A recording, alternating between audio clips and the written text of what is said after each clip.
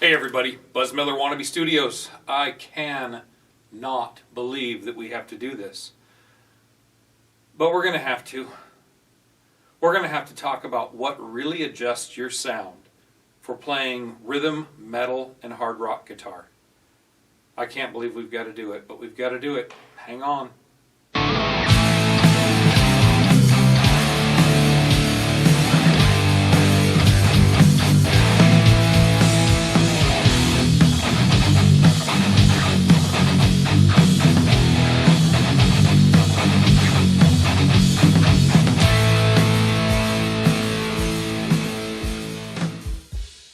Okay, you've all seen the videos, you've seen the same ones that I have, you've been reading the forums, the same ones that I have. Let's just get down to reality.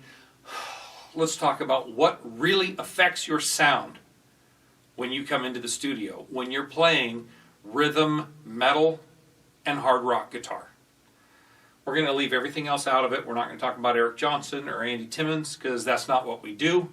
Let's talk about what we do and what really changes. Because I'm just tired of seeing all the videos and tired of hearing all the garbage. We're going to talk about two columns with an amp in the digital world. Let's start with amp. The number one thing costs you zero. It's all here. How you mic your guitar speaker. Here's a guitar speaker. Now, we're going to draw a line around the very center there. And that's going to be our point. As you take a mic closer to the speaker, you get more presence. You take a mic further from the speaker, you lose that presence. You want that presence. That high frequency is what's going to give you the attack. It's what's going to give you the anger. It's what's going to carry the distortion. If you put it towards that point of the speaker, you're going to get your highs, your anger, your rage, your definition, your distortion. As you pull this out to the outside, it starts to go lower, lower, lower, lower, and now you're getting your boom, your lows. Most places that you go in and do a recording are going to do two microphones. They're going to do one. They're going to aim it right there at the corner, and they're going to put it right about even with the front of the speaker. You see your favorite bands when you go play, they've got a little, either a box or a little L on the front of their grill, and that means they want their microphone touching that pretty much, and then right in that area. That's because they found the perfect sweet spot for that one sound. You're going to mix about 60% of your highs right here. You're going to get a second speaker. You're going to put it out in the corner. You're going to put it further away. That's going to carry your lows. You're going to put about 40% to that. The placement of your mics, that is the number one most important thing.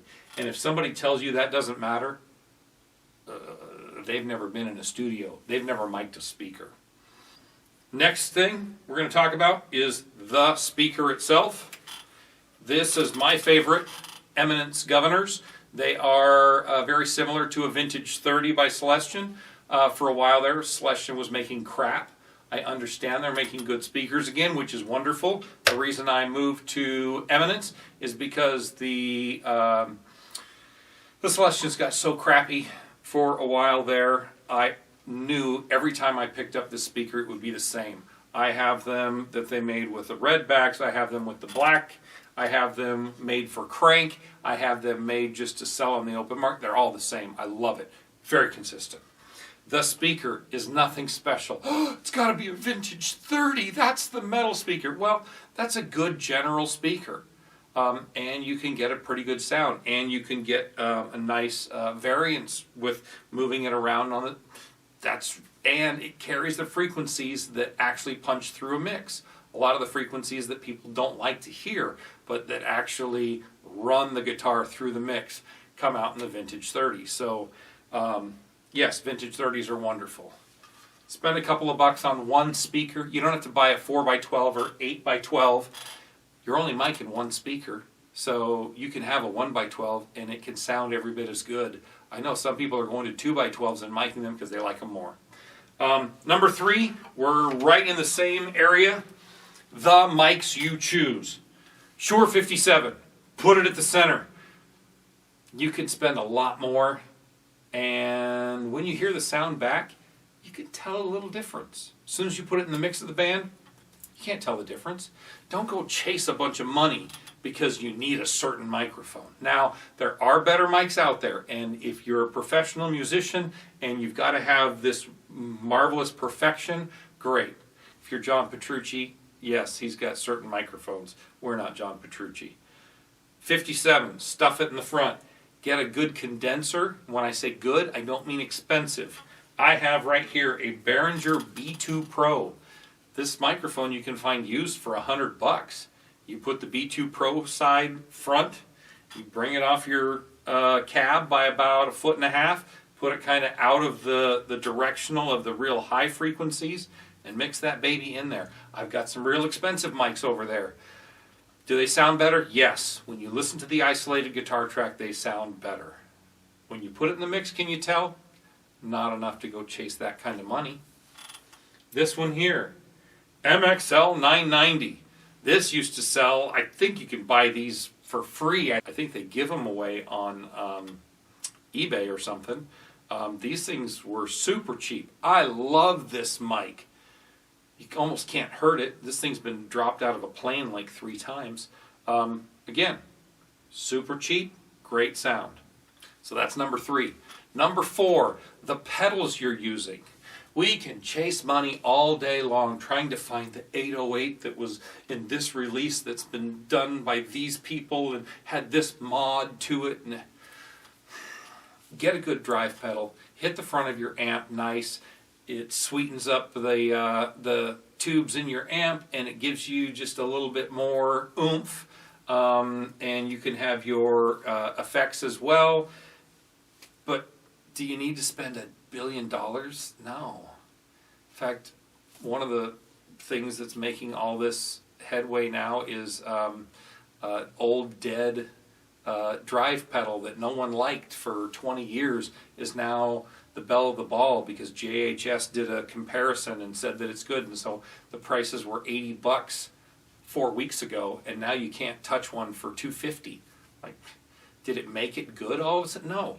Get a good drive pedal that works, that has your character, that hits the front of the amp right, and get good pedals that don't make a lot of noise and good cables between them that don't make a lot of noise. Don't spend a ton of money.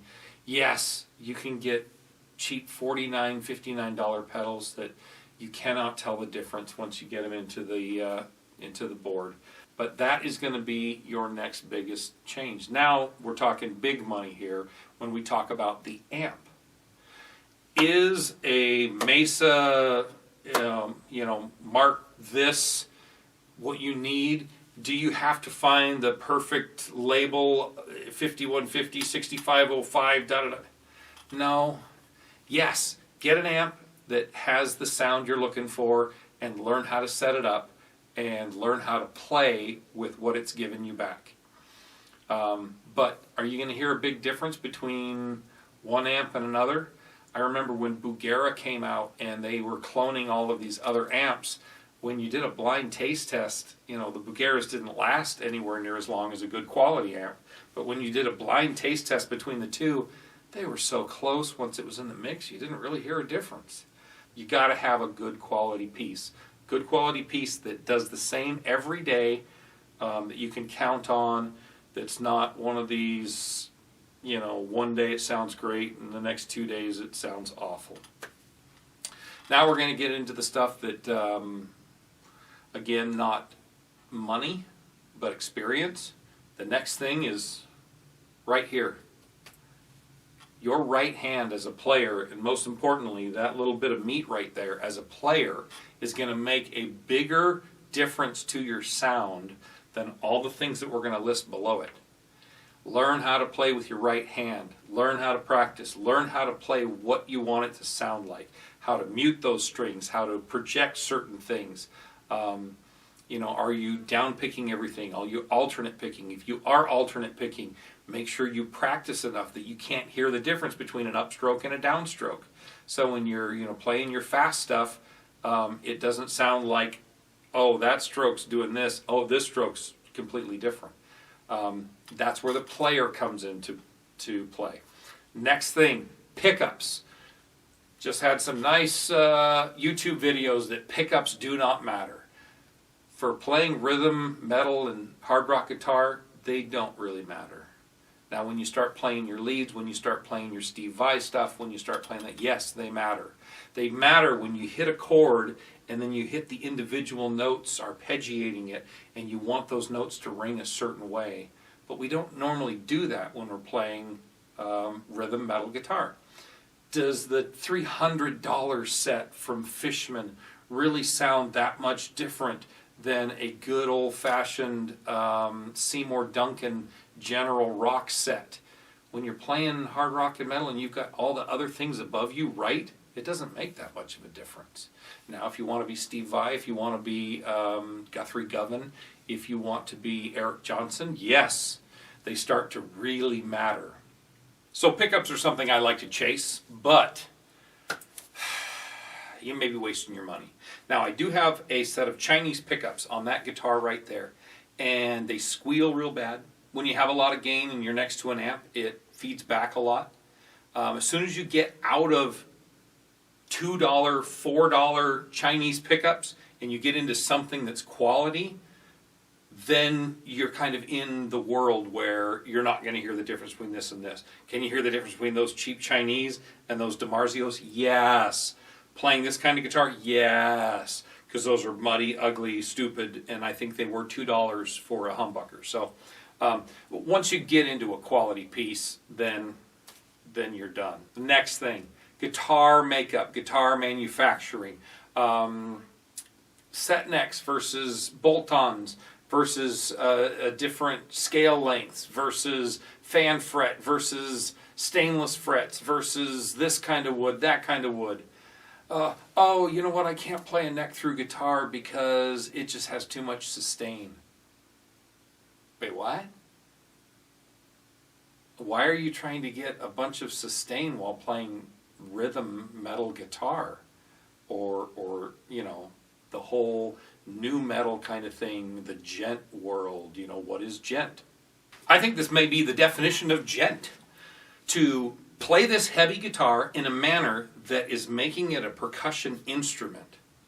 So you're not going to keep the sustain open enough to know that it's a neck through, or to know that it's a maple body and it's real bright, or if it's got stainless frets, or the neck is this or that. Again, that's Eric Johnson territory. That's not what we're talking about. We're getting to the point where we can't tell at the monitors in there any difference. And once it's in the whole band, you can't tell. Oh, heavens no. So let's keep going. Let's talk about cables. I run the 4-cable method here, or I used to, and I had big long cables, and I went and I talked to some freaks about science and wavelengths and everything, what length of a cable can work for this and that, and I moved things around, and I took my first cable out and I made a new cable, and I was trying to do oxygen free and solder it and vacuum the thing, and I was doing everything I could to make this super cable. And I put the cable in there, and at the board, my level went up. I'm actually getting less interference, I'm actually getting less resistance in the cable. And I changed the second one out and went up, changed the third one out and went up, changed the fourth one out and went up. I spent a bunch of money on this special super cable, and did all the ends and made them all certain lengths so the wavelength would be right and all this kind of crap. Did I hear any tonal difference? No. I just had to go in and turn it down because now I'm to the point where I'm almost clipping because so much more of the signal of the guitar was getting through. Is that going to make a difference when I'm playing Eric Johnson? Maybe. Is it making a difference here? No. The next thing is tubes. Some people get crazy about tubes. Oh, these special tubes that were, dipped in seal oil from Russia in 1964, whatever.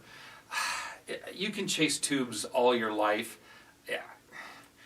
If you've got a good tube amp and you're going to come in and record an album, go do yourself a favor and just put new tubes in the thing. And you're going to, while playing, you're going to hear just a little bit of increase in high end. because as tubes get older, they degrade a little bit, and you put a nice fresh set in, and it just gives you. But is it a tone that's going to come through in the mix? No, it's really just taking the presence knob and going.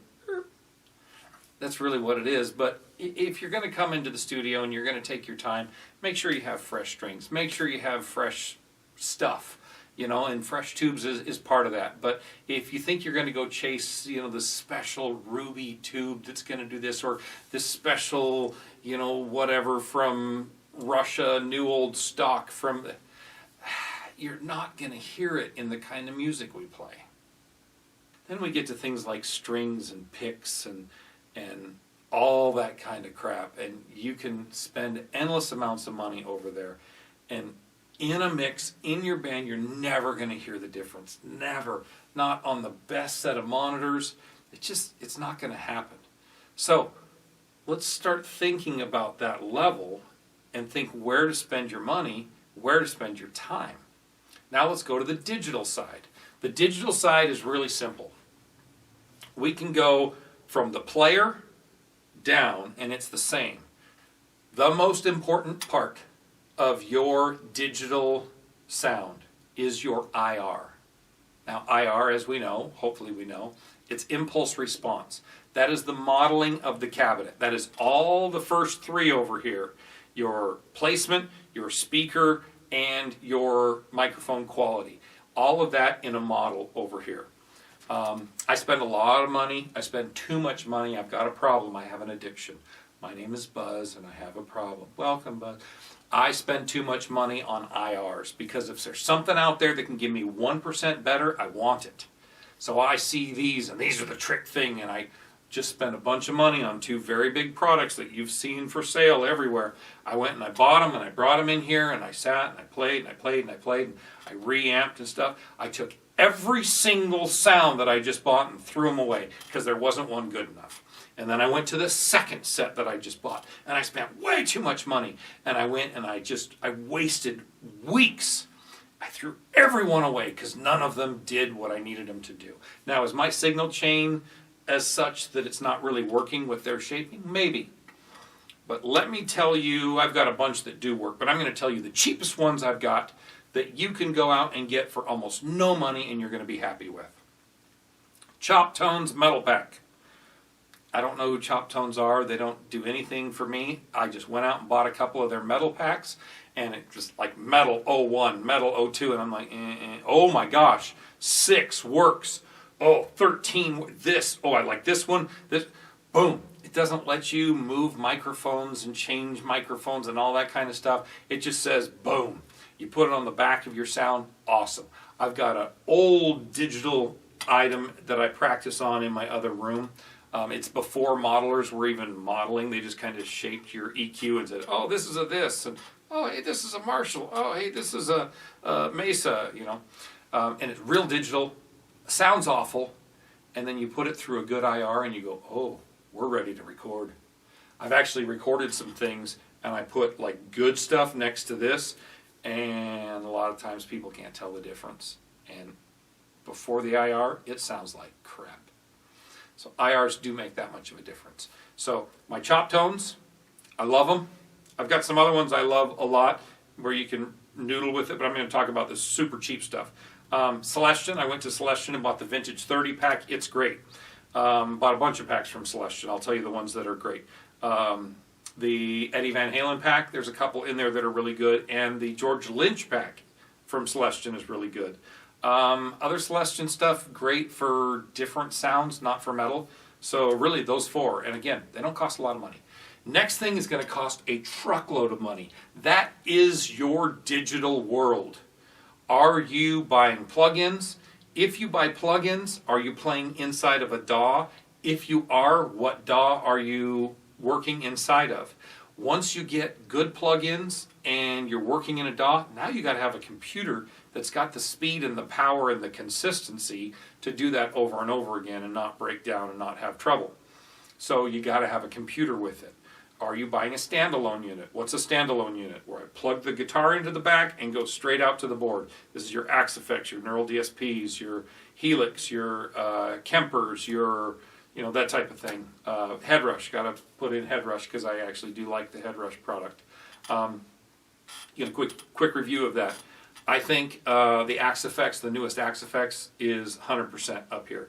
Way too many things you can change, and you can get screwed up and lost real quick. Neural DSP, 100. Again, way too many options. You can really get screwed up with it. And you can come in way in the 80s if you don't know what you're doing. We'll talk about that later. Kemper, again, great. Doesn't have the features and all the cool things that you can do with the other ones, but really, do you need that? You need a couple really good sounds. Then you get to Helix. Helix sounds just a touch brittle and a little bit digital to me.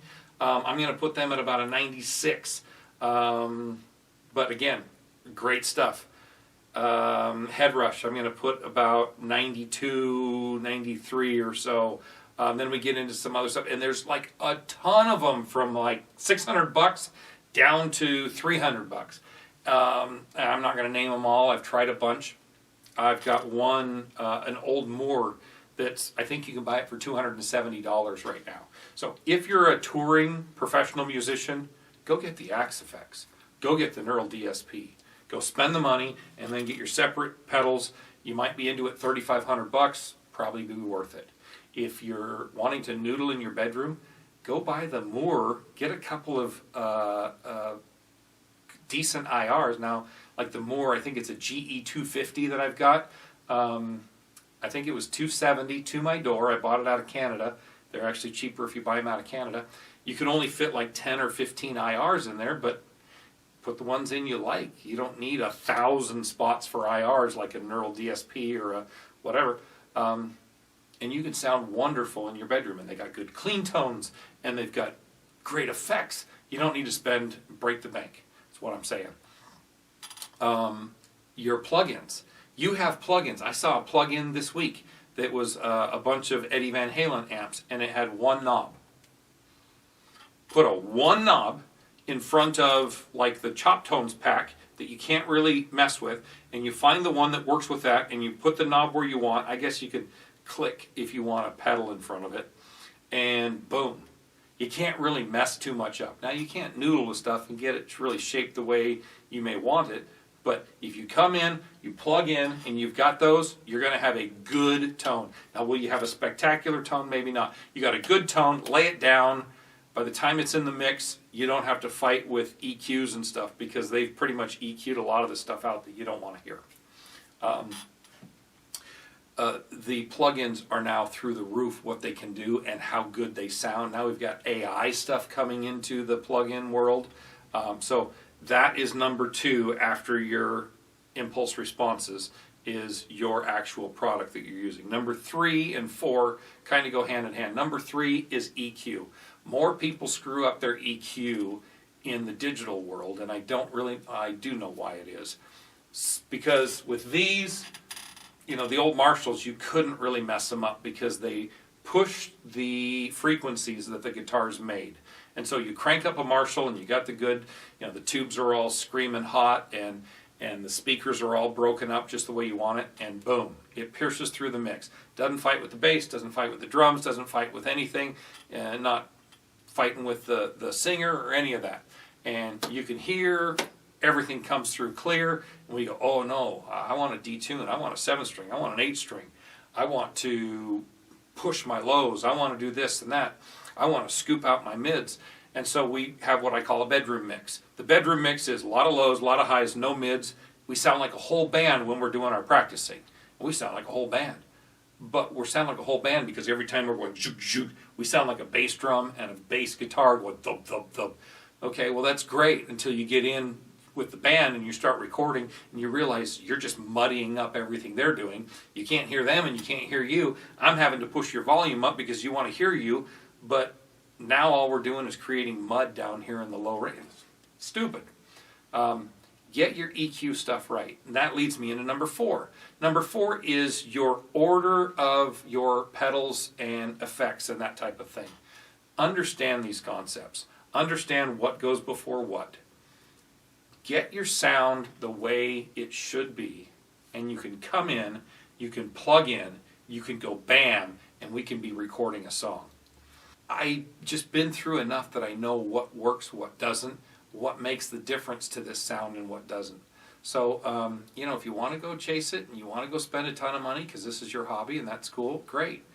If you're a starving musician like the rest of us, just want to save you some money, know what you need to know to come in, get your demo down, because I want your demo to go huge. I want you to get 1 million views on YouTube, and I want to see you on the cover of Guitar Magazine next month. And in the Guitar Magazine, when they're saying, how on earth did you do this so well? You go, you know what? This and my guitar teacher and my friend and my brother, and there was this other dude on YouTube, and he gave me some good ideas, and it really helped me in the studio. That's all I want. So until then, until I see you in the Guitar Magazine, one thing and one thing only. Keep on rocking, baby.